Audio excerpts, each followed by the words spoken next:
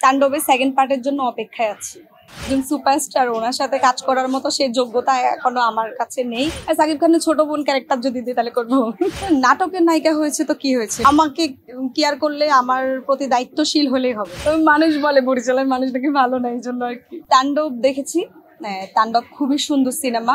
সাকিব খানের বাটারফ্লাই নাচটা এবং কি সাকিব খানের লুক সবকিছু জাস্ট ওয়াও। আর বিশেষ করে তাণ্ডবের একজনের কথা নাই বললে নয়, সেটা হচ্ছে জয়া আহসান ম্যাম। একদম ব্যতিক্রম একটা মানে অসাধারণ একটা ক্যারেক্টার করছে। সারা আলী খান খুব ওয়াও ছিল, দুর্দান্ত ছিল। তাণ্ডবের সেকেন্ড পার্টের জন্য অপেক্ষায় আছি। দেখেন, এই প্রশ্নগুলোর উত্তর আসলে কি দিব। একজন সুপারস্টার, ওনার সাথে কাজ করার মতো সেই যোগ্যতা এখনো আমার কাছে নেই। সেটা আমি এখনো পর্যন্ত আশা করছি না। আগে আমি নিজেকে যোগ্য করে তুলে নিই। আমি মনে করি যে একজন যোগ্যশীল মানে একজন প্রতিভাবান মানুষের সাথে বা একজন সুপারস্টার সাথে দাঁড়ানোর যে যোগ্যতা, সেটা আগে আমাকে নিজেকে অর্জন করতে হবে। সেটা যদি আমার কখনো হয় তখন বলবো। নাটকের নায়িকা হয়েছে তো কি হয়েছে, মিডিয়ারই তো, আমাদেরই তো। ছোট পর্দা থেকেই তো সবাই বড় পর্দায় যায়। সাকিব খানও তো একসময় সাইড ক্যারেক্টার করতো, এখন সে সুপারস্টার। আজকে কত বছরের সংগ্রাম।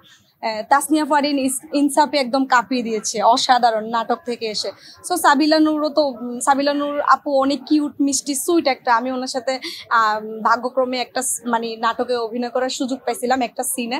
সাবিলা নূর আপু অনেক কিউট, অসাধারণ। সাকিব খানের ছোট বোন ক্যারেক্টার যদি দিই তাহলে করবো। না, আমি সাকিব খানের নায়িকা হওয়ার সেই যোগ্যতা এখনো পর্যন্ত আমার মধ্যে নেই।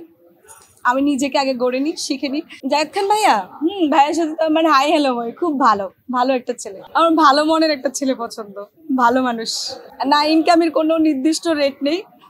আমাকে কেয়ার করলে আমার প্রতি দায়িত্বশীল হলেই হবে। যেহেতু আমি চট্টগ্রাম জেলার, সোচে একটা জেলার হইলেই হবে, বরিশাল না হইলে হচ্ছে। মানুষ বলে পরিচালক মানুষ নাকি ভালো না, এই জন্য আর কি।